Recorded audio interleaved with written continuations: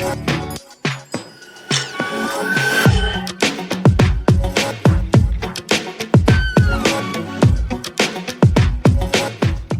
amigos, bienvenidos a un capítulo más de Políticas. Hoy tenemos el placer de tener con nosotros al ex gobernador de Guayas, director de CNE Guayas y subsecretario de Relaciones Exteriores, entre otros cargos más que estuvo nuestro querido compañero Efrén Roca. Efrén, qué gusto poderte tener con nosotros, poder compartir un poco más y a la vez conocerte. Muchas gracias, a mí también me agrada porque veo que son un equipo humano jóvenes y con este emprendimiento pues, de comunicación que realmente hay que resaltar. Los felicito por el programa Políticas, que en realidad me da una muy buena impresión y espero que sigan adelante porque ustedes son jóvenes y ustedes tienen todo el tiempo para hacer patria, para hacer país y poder de alguna manera alentar a los jóvenes para que los jóvenes pues, se superen. Necesitamos una juventud próspera, una juventud comprometida. Eso es importante. Cuando la juventud está comprometida con los problemas del país y con la patria, es una juventud que realmente hay que resaltar. Efrén, ¿cómo tú te defines? ¿Cómo es tu personalidad? Bueno, yo soy un hombre sencillo. Yo soy un hombre extremadamente sencillo, me conocen las personas. Un dato curioso, que mucha gente no lo creerá, pero es verificado. Yo nunca he tenido carro, siempre he caminado por las calles. Jamás he tenido carro. Y esto lo ven mis amigos. ¿De verdad? Nunca he tenido carro. Nunca aprendí a manejar. No me interesó. Y como vivo en el centro de la ciudad, vivo pues en San Francisco, todo Carolina de Octubre, pues entonces he tenido todo alrededor. Nunca, y como soy abogado también, mi oficina queda pues también cerca de la corte y mis actividades son en el centro. Y como abogado también pues me desplazo. Y si se necesita un taxi, con un taxi, pero nunca me agradó. Y esto es la primera vez que lo digo, nunca me agradó tener carro, manejar, jamás. Entonces son detalles que uno, pues, quizás para algunos no le agrada, pero yo soy un hombre sencillo, soy un hombre que estoy siempre cerca de las personas, me gusta escuchar los problemas de la gente. Todos los días que salgo de mi casa me encuentro, porque yo vivo en la calle 9 de Octubre, con mucha gente que tiene problemas, es más extranjeros. Tienen sus problemas, me los cuenta y si les puedo dar una orientación, se las doy. Si puedo ayudarlos, los ayudo. Entonces, yo me defino como un hombre humanista, básicamente. Básicamente humanista, comprometido socialmente, con conciencia social y básicamente soy un hombre en cuanto a ubicación de izquierda. Soy un hombre que siempre me ha mantenido en la izquierda. Lamentablemente, pues hay gente que un día está con la izquierda, otro con la derecha, pero no, yo he estado en la izquierda. ¿Tú te mantienes en tu ideología? Yo me mantengo en mi ideología, en mis principios y mis convicciones. Jamás he negociado eso. Jamás he negociado eso. Obviamente que pues los detractores y las personas, porque uno no puede ser monedita de oro. Siempre hay detractores o personas que no son afectas porque pueden inventar cualquier cosa, pero yo me he mantenido una línea de conducta siempre. Siempre me he mantenido una línea de conducta desde que estudié en la universidad. Fui candidato a la presidencia de la Escuela de Derecho. Cuando me gradué de abogado, fui candidato al Colegio de Abogados y siempre con una posición de izquierda. Y más que izquierda, comprometida con los que tenemos conciencia. Claro, fuiste funcionario público y por ende estás bien involucrado con la comunidad, con los guayaquileños. Siempre te gustó estar rodeado con la gente. Tú me dices que sales a caminar. Sí, todos los días salgo a caminar. Al centro, siempre. Siempre en el centro, porque acuérdate que este señor, el banquero que nos gobierna, nos ha llevado a una crisis, a una tragedia nacional que no tenemos seguridad. Y les voy a contar algo a propósito. Cuando yo fui gobernador de la provincia, por primera vez, y esto se puede revisar históricamente, se dio atención los días sábados a toda la ciudadanía. O sea, cualquier ciudadano de cualquier naturaleza, sin distinción, podía subir a la gobernación y decirme qué problema tiene para solucionárselo. Por eso es que me agrada, pues, que ahora, a quien estimo mucho, Marcela Aguinaga, la prefecta, que la estimo mucho, le tengo un aspecto especial, está haciendo lo mismo. Me agrada, porque eso necesita el pueblo necesita atención, y yo cumplí en mi función. Ustedes pueden revisar todos los archivos históricos, televisión, medios escritos, hablados, pero yo cumplí porque les di oportunidad a la gente del pueblo que también debe ser atendida por el gobernador de la provincia. Cuando veías un mal informe, veías un mal trabajo, ¿cómo era tu reaccionar? ¿Lo decías, te lo guardabas, lo reportabas? ¿Cómo era tu manera de reportar un error grave en el momento de que tú eras funcionario? Te cuento algo. Si tenía implicaciones de corrupción, era muy, muy severo. Cuando yo fui gobernador, bueno, está felizmente escrito y en los medios de información. Cuando yo fui gobernador, yo destituí varias autoridades. Destituí a la directora regional de Relaciones Exteriores, porque en aquella época pues cobraba por unos papeles que no se debía cobrar, cobraban $100 y $200. Cuando yo me enteré y lo comprobé, pedí la destitución inmediatamente y como soy el representante del Ejecutivo, la hice destituir. El director médico, que también tenía por ahí unos entuertos de vender cargos, lo hice destituir. Al del IERA, también que me fueron a dar una denuncia con pruebas, con evidencia, porque sin evidencia no puedo actuar. Entonces tenía las evidencias, lo hice destituir. Al del registro civil, también con evidencia, lo hice destituir. El presidente me llamó un día y me dice, oye, me estás dejando sin aliados. Entonces le dije, ¿o quieres una persona que combata la corrupción o quieres uno Claro. más? Entonces esa fue la reacción, porque yo actuaba en función de lo que represento al Ejecutivo, al presidente, entonces yo tengo que, pues, al corrupto ser severo, enérgico. Y cuando se me han presentado situaciones que son leves, pues, con cierta energía o dureza, siempre tengo un lema. A mí no me traigan el problema, a mí tráigame la solución. Eso lo aprendí hace muchos años, desde que fui estudiante de universidad. O sea, siempre que uno va donde el jefe, debe llevar no solo el problema, y este es un consejo porque ustedes son jóvenes, debe llevar la solución. El problema siempre debe implicar una solución. Decirle, señor gobernador, hay este problema, pero hay esta solución. Si la solución es viable, la hacemos. Si no, obviamente que le compete a la autoridad ejecutiva dar una solución, porque es mi obligación dar la solución. Pero siempre hay que estimular a los funcionarios públicos. Claro. Y nunca que se olviden que son servidores públicos. Eso hay que siempre decirles todos los días, porque ellos piensan que van a un cargo público y no tienen que servir, sino cuando les da la gana. Eso es una equivocación. La palabra se llama servidor público. Y si usted es servidor público, tiene la obligación legal y obviamente moral de servir al ciudadano. Pero yo noto que hay una diferencia increíble. Hay funcionarios que son totalmente indolentes y no tienen el sentido de la solidaridad. Eso nunca se olviden de esa palabra. La solidaridad es fundamental y especialmente ustedes que son jóvenes que se están formando, nunca se olviden de esa palabra, solidaridad. Con la palabra solidaridad, los ecuatorianos vamos a desarrollarnos mucho más y vamos a exigir mucho más también. Pero yo veo que hay poca solidaridad, les soy honesto. Voy a ciertas oficinas públicas, voy inclusive privadas y todo, pero no hay ese espíritu de solidaridad. Simplemente como reciben un sueldo, creen que pueden hacer lo que le da la gana. O tú vas y si le das una colaboración, ahí el trato pues eso es diferente. corrupción, eso es corrupción. Claro. Y yo soy, digamos, determinante. Cuando es corrupción, tomo acciones pues, determinantes. Ya me conocen. Felizmente, lo que yo digo está escrito, pues está en todas las informaciones escritas y habladas. Y bueno, me dice que eres muy guayaquileño. ¿Qué comida te gusta de Guayaquil? ¿Cuáles son tus comidas favoritas? Me gusta el ceviche.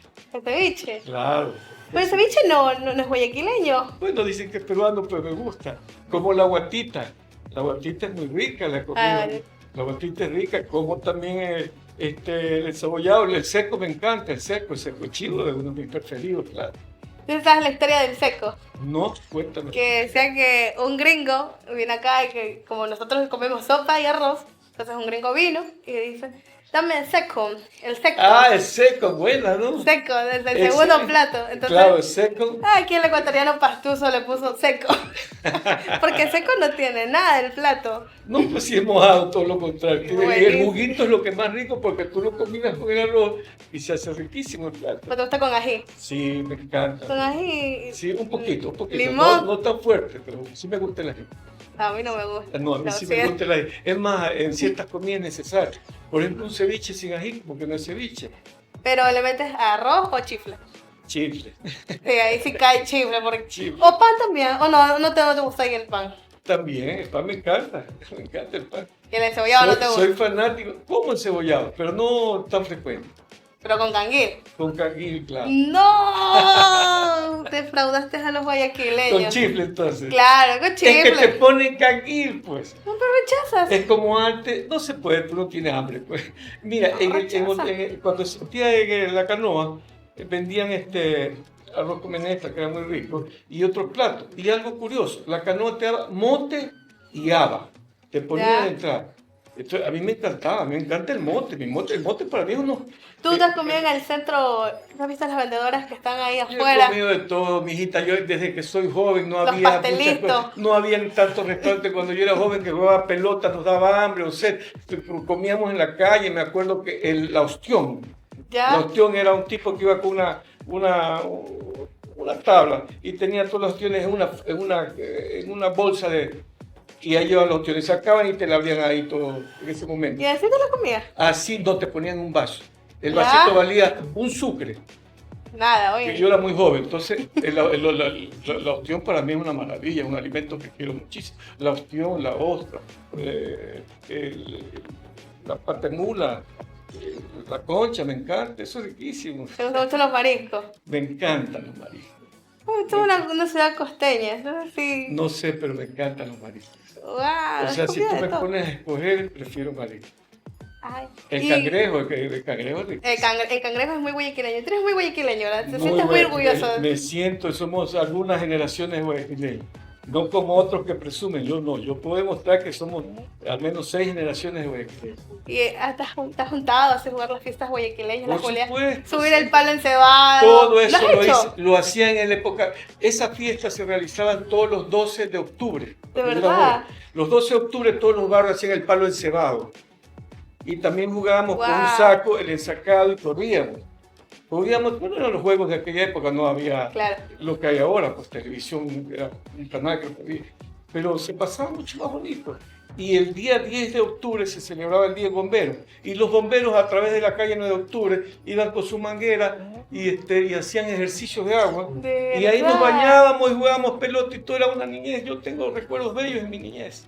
Mi Sí. niñez, yo tengo recuerdos bellos. Así como estudié, también jugué mucho. Era muy pelotero, jugué mucha pelota. ¿Barcelonista o melecista? Barcelonista. De corazón. De corazón, sangre amarilla. Así que yo soy barcelonista, nunca dejé de asistir a los clásicos. Cuando era chico, mi papá nos llevaba Todavía sigues yendo al estadio. poco. Te confieso que poco porque ya no hay tanta seguridad. Ya. Voy poco. Mentiría si lo voy poco, digamos al año, un par de clásicos, por decirte algo así. ¿Fuiste a la noche amarilla? No, no fui. Esa noche amarilla fue muy linda. Yo No fui, fui. tuve el privilegio de ir y estaba No. muy bonita. Yo soy barcelonista, pero bueno, desde chico y me encanta jugar la pelota. Me encanta, me encantaba. Desde chico mi madre me gritaba porque yo me quedaba en la calle jugando. Porque ahí no se jugaba como ahora en parques. En esa época se jugaba en la calle. Tú ibas en la Claro. calle, te ponías unos zapatos de caucho que no eran los tenis de ahora y tú salías a jugar pelota. Entonces mi madre ya era así de noche y me decía, Efren, ya a la casa. Porque era tarde.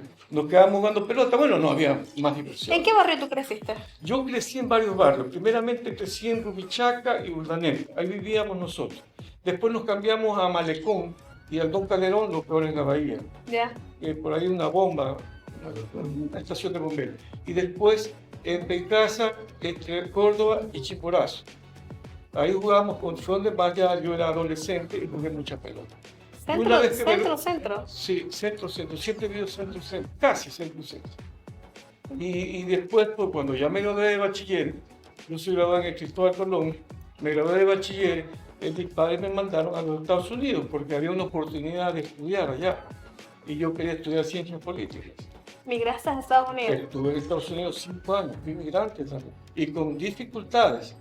Tuve trabajo, pues trabajé en una florería, trabajé cargando cajas de flores, trabajé en un restaurante de delivery boy. Entonces, después poco a poco, ya cuando aprendí el inglés, trabajé de accountant, o sea, una compañía en Allied Chemical. Entonces fui progresando poco a poco y después a los 5 años regresé y empecé a estudiar Derecho.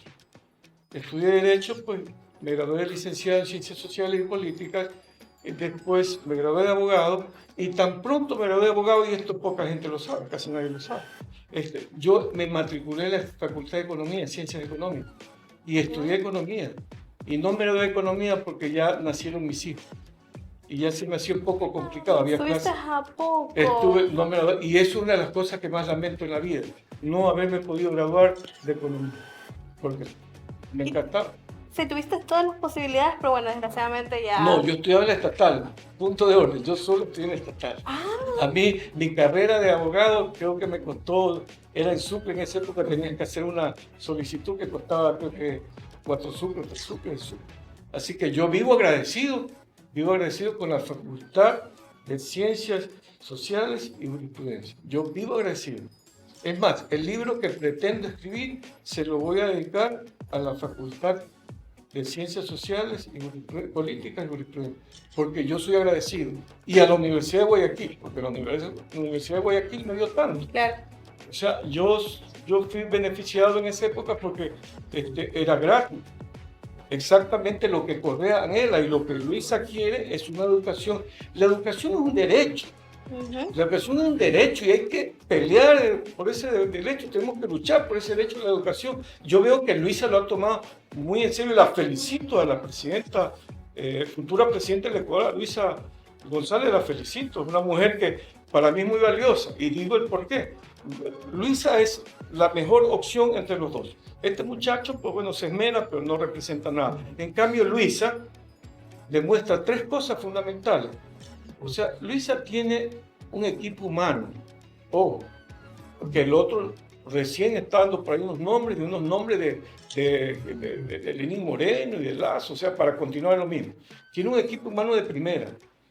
Luisa tiene un programa y un programa de trabajo que ya se puso en práctica y funcionó. O sea, nosotros tuvimos una década ganada, con el Mashi Rafael, tuvimos 10 años de excelencia de gobierno como ningún otro gobierno en la historia. Y hay que decirlo enfáticamente, Correa ha sido el mejor presidente de la historia del Ecuador.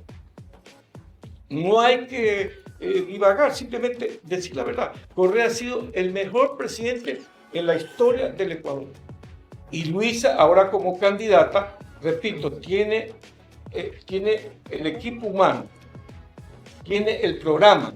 Tiene las ganas también, tiene voluntad. Obviamente, tiene el equipo humano, tiene la experiencia, o sea, tiene las 3 cosas fundamentales para tener éxito en el próximo gobierno. O sea, yo creo que va a ser 1 año y medio de gobierno excelente, porque Luisa, o sea, nos garantiza, o sea, Luisa no es una improvisada. Este joven, pues, con el respeto que se merece, pero este joven no sabe dónde está parado.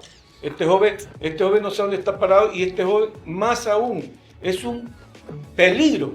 Y le advierto a toda la ciudadanía, a los millones de ecuatorianos, que piensen bien, porque este señor es un peligro para los derechos de los trabajadores. Escúcheme bien, para los derechos de los trabajadores, este señor, hijo de Álvaro Noboa, es un peligro.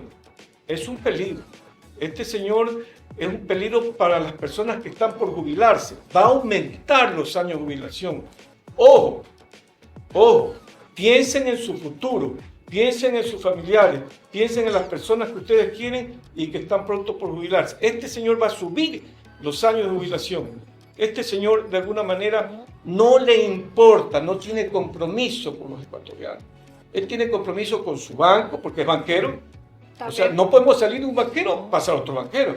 Pero yo realmente creo, se me hace muy difícil pensar que algún ecuatoriano vuelva a votar por un banquero después de la pésima, nefasta experiencia de un banquero. Nefasto. Mira dónde está el Ecuador, con la tragedia nacional que vivimos, con la peor descomposición moral que hemos atravesado en los últimos 180 años. Desgraciadamente el odio a veces es mucho más grande que las ganas de ver lo que hemos hecho, lo que han logrado. Entonces el odio, la campaña sucia, opaca, esos jóvenes, pues todo, yo digo los jóvenes, que son los desinformados, los que todavía no están decisos con su voto y que varían tras las redes sociales, porque tú ves en las redes sociales los videos que aparecen de ambos candidatos y si les gusta, me voy a decidir por esto. O sea, no tienen un criterio definido, divagan en sus opiniones. Pero tienen influencias, malas influencias, pero tienen.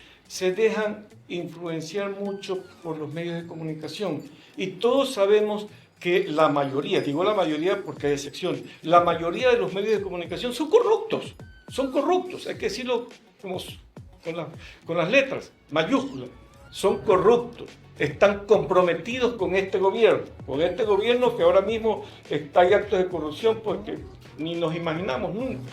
En Cuenca un coche bomba, en Quito ayer 2 coches bomba, y la mafia pues está casi apoderada del Estado. O sea, esto se ha vuelto un Estado fallido. ¿Por qué? Por la injerencia del crimen organizado en el gobierno. Por eso es que tuvo que este señor convocar a la muerte cruzada, porque lo iban a destituir por los actos de corrupción. Repito, estamos viviendo en el Ecuador y estamos seguros que también con Luisa le vamos a dar solución, pero atravesamos una tragedia nacional y la peor descomposición moral que ha habido en el Ecuador, con este señor, con este banquero, con este señor que fue ministro de Maguá y que no puede negarlo, fue causante de la debacle, de la crisis de 1999 y 2000, perjudicando a millones de ecuatorianos. Millones de ecuatorianos se perjudicaron, pero lamentablemente la amnesia, la gente se olvida, pero Lazo jamás debió ser presidente.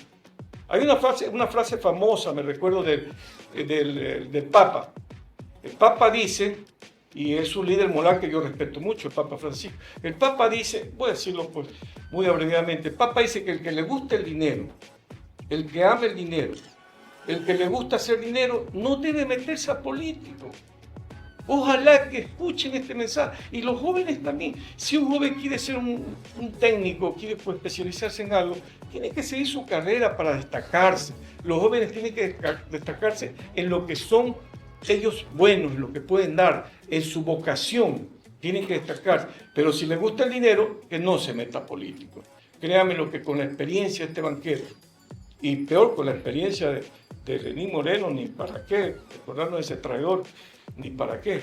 No es digno recordarse del traidor ni mencionarlo. Y veo que está, a propósito de este traidor, los hermanos y familiares de este traidor de Lenín son parte de la campaña de Noboa. Ojo, mucho ojo, ecuatorianos, mucho ojo, analicen, revisen que este Lenín va a tener mucha influencia en Noboa. Y Lazo igual, el banquero evasor igual. O sea, tenemos que tener mucho cuidado. Yo entiendo que la juventud a veces, bueno, se confunde o está mal orientada. Normal. Hemos sido jóvenes y cometemos errores, pero ya es el momento de reflexionar. Es el momento de analizar. Tenemos que analizar las dos candidaturas. Una candidatura que no sirve para nada y la otra candidatura que es la que realmente nos puede sacar de esta tragedia nacional. Luisa es la solución. Luisa es la mejor opción.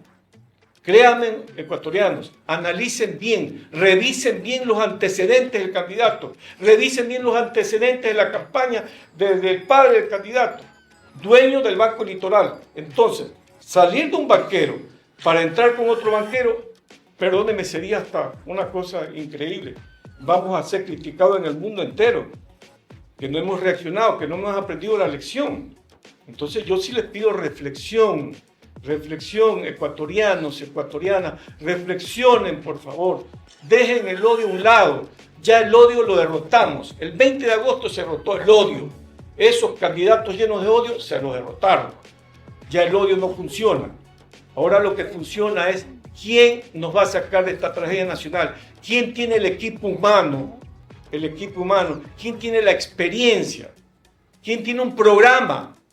Luisa tiene un programa de trabajo, de gobierno, para salir de esta crisis nacional, de esta tragedia, de esta peor descomposición moral que vive el Ecuador. Entonces tenemos que meditar bien. Por favor, ecuatorianos, mediten bien, analicen los antecedentes de los candidatos. Luisa ha sido jefe de gabinete, es una mujer preparada, tiene la experiencia. Luisa es una mujer que nos va a dar soluciones. Luisa no es improvisada. Luisa tiene las soluciones a los problemas del país. En Luisa se puede confiar. Y no nos olvidemos de Andrés Arauz. Andrés Arauz es un brillante economista. La economía se va a poner en orden. Andrés es un brillante economista, es un hombre brillante, inteligente. Yo le tengo mucha confianza, respeto y admiración. Yo creo que con Arauz estamos garantizados que la economía va a funcionar. Va a funcionar. Y que no estén creyendo en mentiras que les tratan pues, de cambiar la voz y desconceptualizan también las palabras de Andrés. Andrés es un hombre brillante, Andrés es un hombre brillante. Y Luisa es una mujer que se complementa a los dos. Ese binomio es el complemento. Ella es mujer. Es una mujer. Ecuador va a tener la suerte, porque para mí es una suerte, que nos va a gobernar una mujer después de 180 años o 190 años.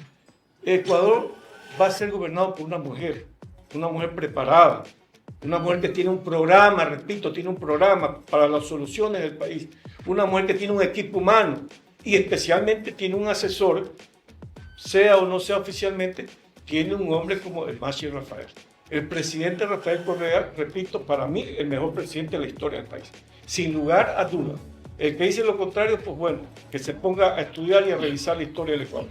El Machi Rafael, con el Machi Rafael tuvimos una década ganada, donde se hizo obra a millares surgir. Todos los días se inauguró una obra. Ahora todos los días se destruyen. No, hay un muerto o hay un problema de delincuencia y la inseguridad crece.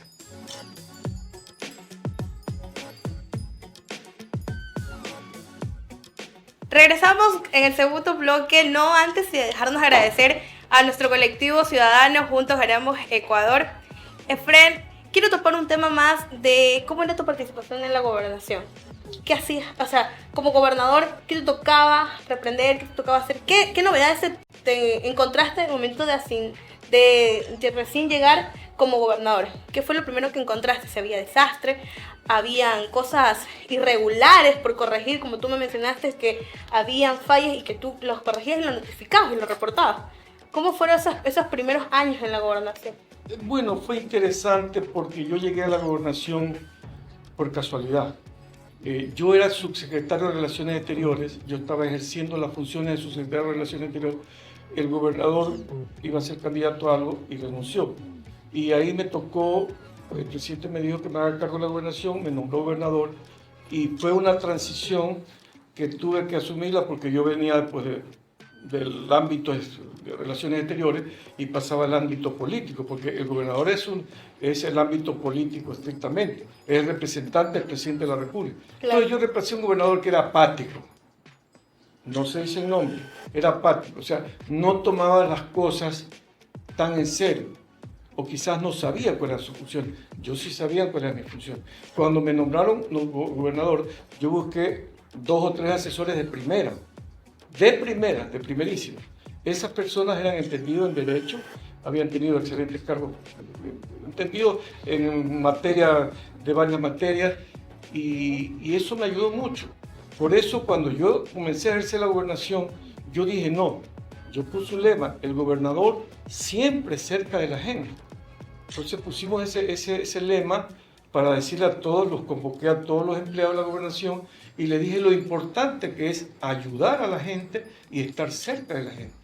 Entonces, esos fueron mis primeros pasos. Fui poco a poco de departamento en departamento, fui ordenando la casa, porque uno tiene que ordenar la casa por dentro. Puse los funcionarios adecuados para cada puesto, siempre los puse para que funcione y me den un buen rendimiento en su cargo, y así fue. Y lo importante es que había seguridad, una cosa curiosa, porque en estos momentos el Ecuador, Guayaquil especialmente, tiene mucha inseguridad. Cuando yo asumí la gobernación, una de las primeras cosas que yo hice es convocar a la policía, a la Fuerza Aérea, a la Marina y al Ejército. Militar. A los 3 jefes de zona militar los convoqué, al jefe de la policía provincial los convoqué. Le dije, señores, vamos a darle duro a la delincuencia. Vamos a trabajar en conjunto, porque esa es la función, ¿no? Entonces, cogimos un mapa y dividimos en 4.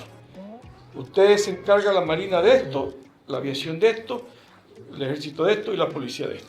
Y también tenía los comisarios de policía visitando los lugares, pues porque ellos también tienen que... El comisario es una persona que tiene que, pues, de alguna manera buscar el orden y castigarse de algún desorden. Entonces tenía 7 comisarios de policía que estaban también constantemente chequeando lugares que son de posible peligro, o sea, altamente peligrosos. Entonces teníamos un equipo bueno, era un equipo bueno. Y el apoyo, pues, tenía el apoyo felizmente pues, de la ciudadanía, de la comunidad, apoyó, los medios mismos apoyaron, convoqué a muchas instituciones. Y ven una cosa curiosa, también usted me ha hecho acordar, yo convoqué, entre las personas que convoqué al arzobispo. Al arzobispo de Guayaquil le dije, señor, lo invito a esta reunión. Lo convoqué al alcalde, lo convoqué a varias instituciones, a la Cámara de Comercio, Cámara de Industria, a todos, porque le dije, este es un problema de todos. De todos. Aquí nadie está exento del problema de seguridad, porque son nuestra vida, nuestra familia, nuestros hijos, etc. Entonces le dije a todos. Entonces lo curioso es que yo lo convoqué al arzobispo y le dije a Monseñor, yo le pido de favor que usted dé instrucciones a todos los sacerdotes pues, de barrios que también tengan una charla para combatir la delincuencia. Me dije, bueno, déjeme ver qué puedo hacer. Le digo, no, yo quiero comprometerlos, le digamos. Yo quiero comprometerlos porque ustedes son personas que están cerca del pueblo, de los barrios, las iglesias, van siempre, claro. Hablen de la seguridad, sí. Hay que combatirla. Si nosotros fuéramos unidos, no hubiera tanta inseguridad, pero lo que pasa es que hay mucha desunión. Y yo hasta la iglesia la convoqué a todos los gremios. Hice una asamblea popular, que inédito, nunca se había hecho, hice una asamblea popular en la gobernación, donde fueron representantes de varios sectores políticos, gremiales, y cada cual dio su opinión. Y esto se exteriorizó y nosotros también queríamos aportar, no solo como gobernador, porque como gobernador yo tenía la policía a mi orden y la policía hacía su trabajo. La policía hacía su trabajo bajo mi dirección. Claro. Yo no me ponía casco, ni chaleco, ni nada de esas ridiculeces, nunca. No, yo ordenaba. Como el actual candidato. No digo nombres, pero esa ridiculez de ponerse chaleco, casco, esto es una ridiculez. Los gobernadores tenemos que dar órdenes, tenemos que monitorear, tenemos que estar viendo que se cumpla con el plan de seguridad, que el policía actúe honestamente, que las cosas estén correctas. Ese tiene que ser ejecutivo. Por eso se llama el ejecutivo provincial. Pero no es para que salga hecho un payaso con un casco o un chaleco, eso no es de un gobernador, sino que son demagogos. Como no están cerca del pueblo, quieren impresionar. A través de los medios de comunicación quieren impresionar. Entonces eso yo no estoy de acuerdo. Eso son anécdotas interesantes que gracias a usted que me recuerda y que... Yo estuve en una gobernación por primera vez en la historia, puertas abiertas y 7 días a la semana. Transparente, usted me dice. Transparente, le digo, puedo preguntarle a cualquier persona, puertas abiertas, transparente al máximo. El día sábado recibía a cualquier, sin nada de hacer citas ni nada de mucha tontería. Subía, se sentaba, hablaba con uno de los que me ayudaban y yo los recibí, le preguntaba qué problema tiene. Entonces lo derivaba, depende del problema. Había mucha gente, por ejemplo, que no tenía unidades para que los policías cuiden. Entonces se fue gestionando todo. El cónsul de la China, a quien le agradezco esa época, nos donó 100.000 toldos antimosquitos y eso se donó a la gente pobre. Fuimos a los barrios pobres y regalamos los toldos. Y le podría contar muchas cosas. Todos los domingos, fíjense, por primera vez en la historia, todos los domingos nosotros íbamos a un cantón y en el cantón hacíamos lo mismo. Convocábamos a todas las autoridades, convocábamos a las personas que pues, tenían problemas para que a mí, enfrente mío, me digan cuál es el problema. Y le buscábamos la solución. O sea, son cosas inéditas, cosas que nunca habían pasado aquí, pues no sé si en el país, pero nunca en la gobernación. Usted sabe que la gobernación iba y se encerraba y punto. Cuando usted fue subsecretario de Relaciones de Exteriores, ¿cómo fue? O sea, ¿cómo era su participación ahí? ¿Cómo usted lo vivió? Mire, hubo una cosa que fue internacionalmente, hubo un acto terrorista que nosotros tuvimos que desde acá controlar algo, era la migración, y nuestra obligación es proteger a los ecuatorianos en el exterior. Hoy sus derechos están siendo violentados. Bueno, ya es conocimiento público lo que está pasando con la votación, que es tema que se podría tocar después. Pero a mí me tocó cuando se puso la bomba, no me acuerdo si fue en Madrid y todo, entonces muchos ecuatorianos murieron. Muchos ecuatorianos murieron en ese acto terrorista del 2004, marzo del 2004, sí, no, si no me equivoco, marzo, sí, no recuerdo exactamente la fecha. Entonces muchos ecuatorianos iban a la subsecretaría a pedir información y nosotros, bueno, no era tanto como ahora, pero nosotros teníamos que darle información, ayuda. Me puse en contacto con el embajador, con el cónsul, con otras autoridades que fueron muy atentos y pudimos servir. Evitamos ciertos trámites. Había que usted presentar ciertos trámites porque había madres, imagínese una madre que su hijo se le muere allá y quiera irse. Yo hablé hasta con la compañía de aviación y hablé con el cónsul, por favor, evite ciertos trámites para que las personas que son afectadas, que sus familiares allá hayan fallecido, que puedan viajar. Entonces fue interesante porque primero recibí muchísima gente, les cuento, fue un momento difícil, pero lo controlamos y pudimos servir a mucha gente en la Subsecretaría de Relaciones Exteriores. Pero repito, pues servíamos también a los migrantes. ACNUR, también vino ACNUR, que es las Naciones Unidas, que es el organismo que se preocupa de los derechos de los migrantes, también vino aquí, nos calificó, porque nosotros en esa época no eran los venezolanos, los que venían eran los colombianos. Así como usted ve venezolanos, los colombianos cruzaban la frontera todos los días. Todos los días venían miles de bueno, porque la guerrilla está muy latente en ese punto. Entonces, nosotros lo único que exigimos nomás es el pasado judicial y dimos mucho asilo, recibimos nosotros mucho hospedaje a los colombianos, nunca tuvimos problemas. Y la delincuencia fue controlada y se los controlaba, se los registraba, iban a la subsecretaría y se registraban. Y teníamos control. Tuve buenos funcionarios, créanmelo, tuve excelentes funcionarios. Yo, una abogada excelente, no digo el nombre, pero excelente funcionaria. Y nosotros hicimos una buena labor, cosas que mucha gente no sabe. Esto que digo, nunca lo he hablado. Pero usted me toca el tema y le digo que la Subsecretaría de Relaciones Exteriores fue una experiencia muy interesante, única, por las circunstancias internacionales, pues, que después de botaron las Torres Gemelas, se desató una violencia, actos terroristas en todo el mundo. En Londres pasó igual. O sea, yo tengo gratos recuerdos. Los empleados, y una cosa bonita, cuando yo salí el último día, los empleados me dieron un recuerdo, una plaquita, porque nunca habían tenido una persona pues tan cercana. Y yo siempre convocaba a todos para tomar decisiones y corregir. Porque el secreto para ser buen ejecutivo es que usted tiene que estar en contacto con las personas para corregir. Si usted corrige a tiempo lo pequeño, no tiene problemas grandes. Si usted tiene problemas grandes, se van haciendo más grandes y no se pueden corregir. Entonces yo corregí a tiempo todos los problemas. Cuando usted fue director del CNE Guayas, ¿cómo fue esa experiencia? Ya era un contraste, porque ya salía de las relaciones exteriores, ahora ya a estar en el Consejo Consejo Nacional Electoral. Mire, esa experiencia fue también, créanme qué cosas de la vida. Cuando yo fui director provincial del Consejo Nacional Electoral, se dio una cuestión pues que fue un escándalo público.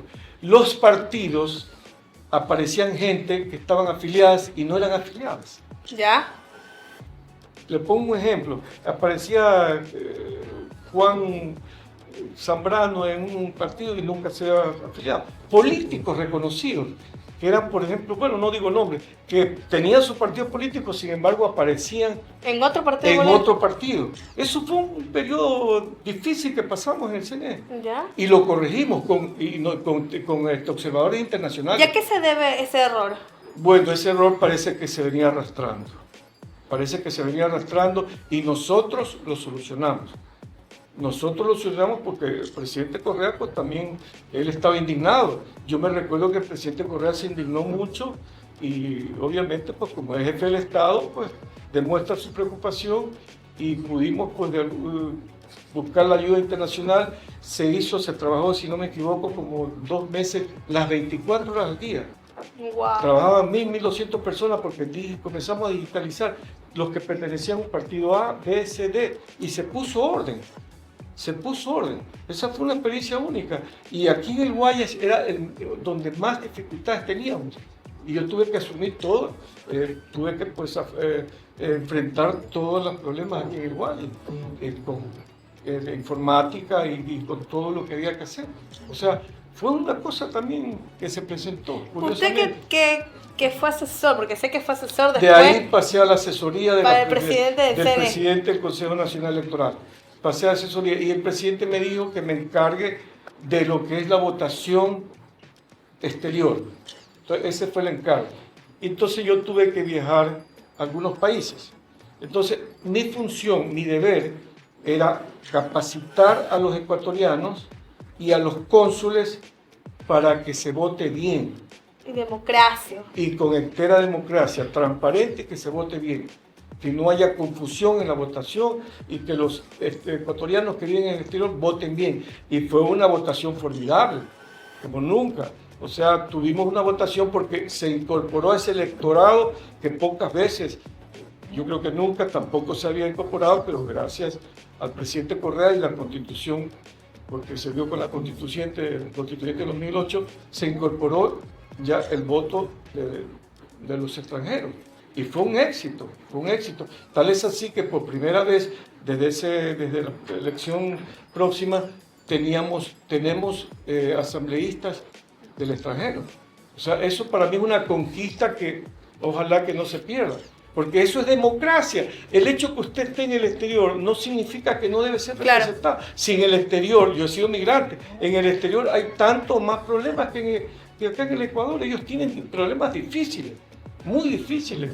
Los ecuatorianos en el exterior tienen problemas muy difíciles. Yo lo viví, yo tuve pues también como autoridad y se pudo solucionar muchos problemas. Y se le enseñó a la gente, se la preparó para que voten bien. En esa época se votaba en los cónsules, era presencial, que es lo que debe hacerse. Y hoy que estamos en la plena era de la tecnología, ese sistema falló totalmente. Es una vergüenza, por decirle lo menos, es una vergüenza. Es una vergüenza lo que ha pasado con ese tal. Hemos retrocedido ni siquiera 10 años más. Hemos retrocedido 20 años, porque usted le quita un derecho a un ecuatoriano de elegir. El ecuatoriano, según la Constitución, tiene el derecho a elegir.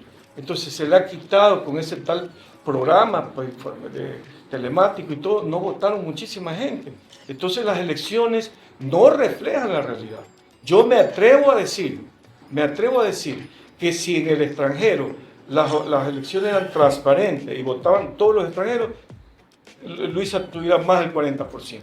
Más del 40%. No hubiera segunda vuelta. Pero fue una de las mañoserías de este CNE y de este gobierno y de muchos odiadores para evitar que Luisa gane en primera vuelta.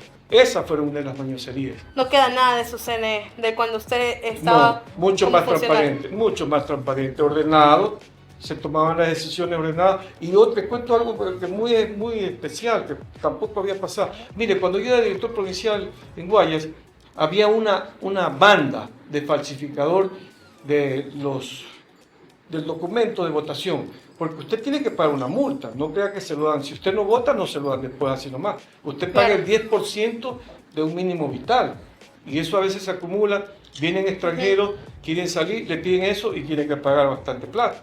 Entonces había una banda ahí, en los alrededores del CNE, en la Tarzana, que falsificaba eso. Yo llamé al ECU 911 para que le pongan una cámara grande, que ahí está el poste todavía bien grande, y entonces comenzamos a monitorear a estos que pues hacen los tramitadores.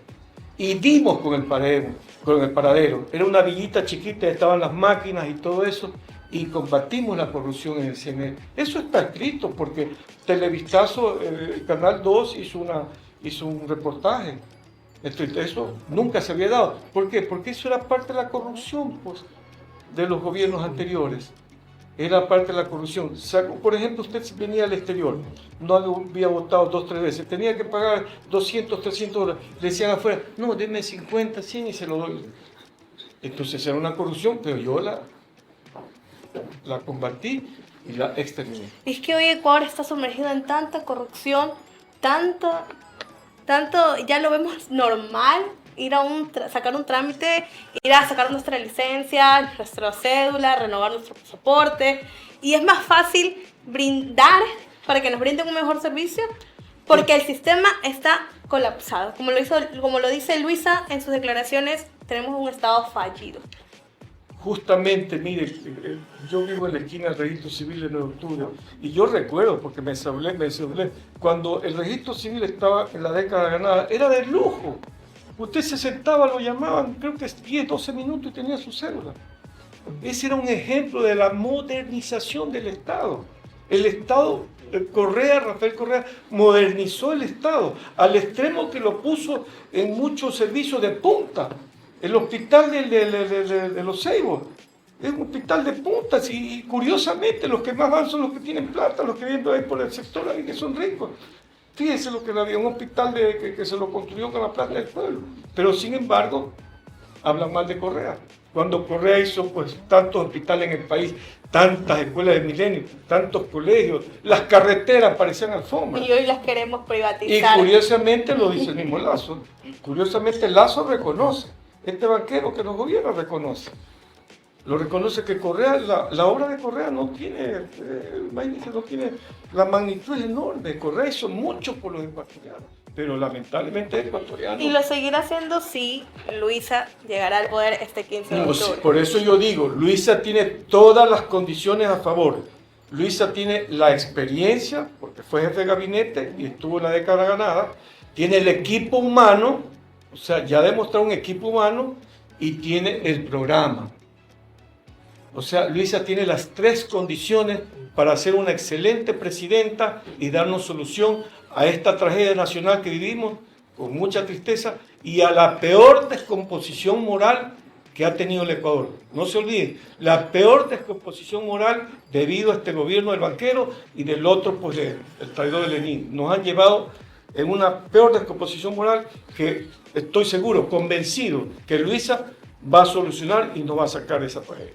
Efraín, queremos agradecerte por compartir este espacio con nosotros. Ha sido un honor, un lujo tenerte e ilustrarnos con toda tu experiencia, con todas las opiniones que nos has brindado para reconocer que hoy tenemos que dar un cambio. Tenemos que volver a lo que nos funcionó, a lo que nos sirvió y salir de este estado fallido, como lo dice Luis. No sin antes agradecer a Juntos Haremos Ecuador. Efraín, ¿te deseas despedir de la gente que nos está viendo? Sí, por supuesto. Yo primeramente le quiero desear a este programa éxito, pero un verdadero éxito, porque es un programa de colaboración, de información real de los problemas del Ecuador y al mismo tiempo de formación ciudadana. Una de las cosas que me olvidaba, yo fundé la Escuela de Formación Ciudadana cuando era gobernador, pero bueno, es importante estos programas y gente jóvenes como ustedes, con la capacidad de emprender en este campo de la telecomunicación, de la comunicación, que es maravilloso, ayudan muchísimo a la ciudadanía, ayuden a formar a los ciudadanos. Nosotros necesitamos formación ciudadana a diario, por eso es que se cometen errores y votan mal. Ayuden, por eso les deseo el mejor de los éxitos y estoy convencido que lo van a tener el éxito. Estoy convencido porque es un grupo humano, jóvenes, con las ganas, con la firmeza de seguir adelante y colaborar con nuestra sociedad. Colaborar con la comunidad. Tenemos que colaborar con la comunidad y la mejor manera es formando buenos ciudadanos, buenos jóvenes, que sean jóvenes excelentes y al mismo tiempo excelentes ciudadanos y que escojan bien. No se olviden, escoger bien por Luisa. Eso es todo. No se olviden de seguir en nuestras redes sociales, @JuntosHaremosS. Efraín, ¿tienes redes sociales? Solo Twitter. ¿Tienes Twitter? ¿Cuál es tu Twitter? Efraín con la E mayúscula, Roca con la R mayúscula, A. Efraín Roca A, la A mayúscula. Muchas gracias, esto ha sido todo.